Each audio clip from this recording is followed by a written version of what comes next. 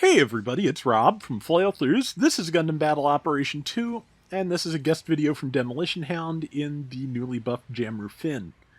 The buffs look pretty decent here. I feel like they're not as much of an overhaul as other things have got. It got higher levels of leg buffers, it got some more hit points. All versions of its main Mega Particle Cannon don't leave you frozen in place after you fire for as long. And the charged version in both modes ignores special buffers, so you should get extra damage out of them when they're charged now. That's not bad. And man, I have done that so many times. It's kind of nice to see Port Base again. It has been a while. And I know people, when water slowed you down, people were not necessarily a fan of Port Base High Tide, but I always liked it for one, and for another, yeah, now that water compatibility just makes you faster, I'm totally fine with that. So, let's see, Big Beam, hit 2 of them, does have piercing, 6,000 to 1 target, so pretty certain that is a general. And, yeah, looks like the enemy team has taken out a couple of people, and so far Demo's team has gotten 1. Good shot there, square in the legs, and did not live long enough to see if they were going to fall on their face if they boosted again. So there's something with a cannon, and yep, there's that gantry just messing things up again. So yeah, the Jamru fin is very wide but somewhat low to the ground. So I believe it is supposed to be pretty much the final mass production version of the Big Zam is the idea. And yeah, I can kind of see it. You know, large, wide body with big, pointy legs and a, massive mega particle cannon in the center. Looks a lot less like a turnip though. But okay. Let's see, enemies coming up on the up the ramp onto this side of the shore, and yeah, like a lot of things, Jamru Fin's Mega Particle Cannon, I believe, has separate gauges for both modes, which is not bad. Well, that Zeta tried to stop Demo, but only got halfway through it and got knocked down. There were other things there that did manage to stop Demo, but Gym 3 Bulldog, yeah, that kind of makes sense. But okay, that's their Gelgoog GK. I wasn't, that's the Allied team's GK. I wasn't sure about that at first. And let's see. About 5 minutes remaining. Like maybe one and a half kills down, nothing major. And see, I'm recording this before today's episode GQucks goes live, but I'm really looking forward to seeing how that comes out. Only 2 episodes left. It should be fun. Good shot there. And yeah, like I said, just like the low slung qualities. Not low swung qualities? Yeah. Either way, it's short and wide. And so, yeah, it keeps hitting pavement when it means to hit people. And let's see. Yep, support fire coming out. Luckily, Demo's being protected by that walkway this time. Not completely, did take 1 small hit, but that's just because the arm/wing just really sticks up. And the crate, yeah, like I said, I have had this problem with the Jamru fin and some other, shorter mobile suits myself. Just every obstacle just gets directly in your way. It is a frustration, but yeah, Demo's definitely landing some good hits. That one, at least, I think, mostly cleared the walkway. And good downswing there. Tagged 2 of them, followed up with some beams, and got tagged by something. I'm not even sure what. Let's see. Prototype Zeta Gundam. Yeah. That's a really solid raid. Still very good. Of the various Zeta, I want to say byproducts, but that's not right. But yeah, out of the various, Zeta variants, I really like the mass production Zeta with its interesting firewall boosting mechanism. Let's see, good shot there. Good follow-up there, and Overheated both guns, but took them out. And let's see, that is... Yeah, that is a full armor striker custom, I think, but is also one devoid of feet. Let's see, did his ally get knocked down there? Yes, unfortunately. It looked like they were tackling, and I was really hoping they would just push through. But didn't quite work out that way. Sometimes the timing's just not there. Yeah, that's got. If it has that double-bladed beam sword, it has to be the striker full armor striker custom. Like I said, there's 500 suits in this game. I do not remember them all on sight. But so far so good. 2.5 minutes to go. And let's see.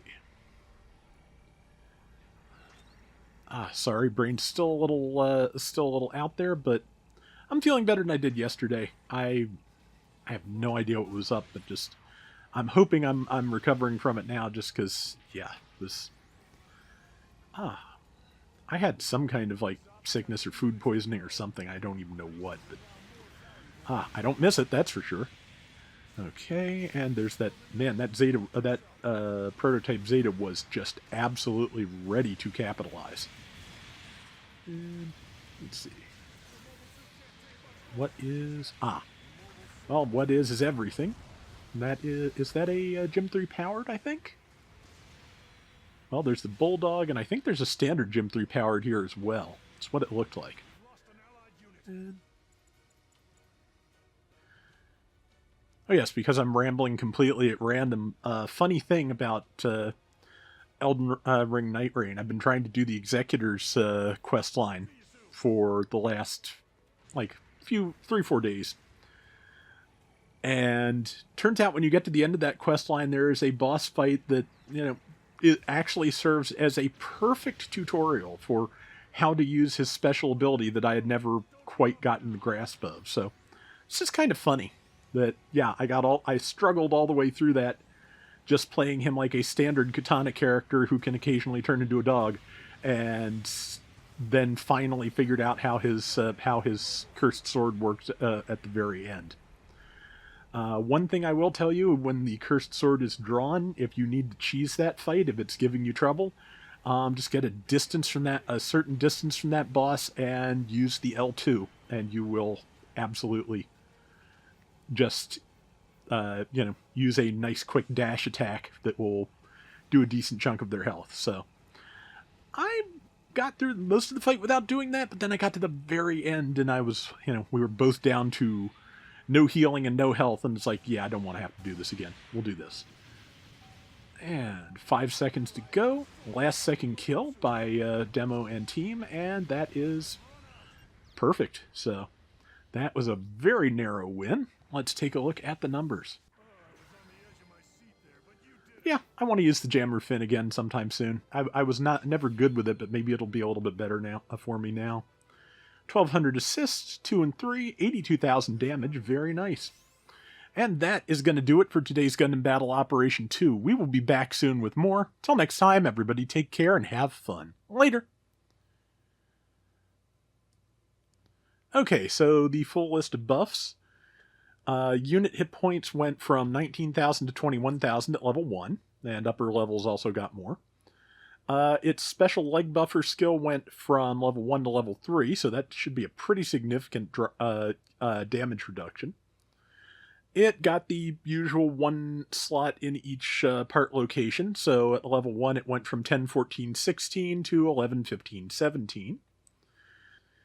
They upped the damage on the standard high mega normal fire for the high mega cannon from 2450 to 2500, not a lot.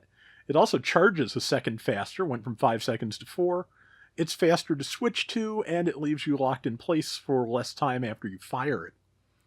When charged, yeah, you nullify buffer defenses, so you just ignore those and do what the damage you would have done anyway. Higher stagger value, and I think more build stun specifically. And you are also, and again, you are locked in place for less time, so that's good. The small missile launchers, they got 100 damage per missile at level 2, 250 to 350, and higher build stun. Let's see.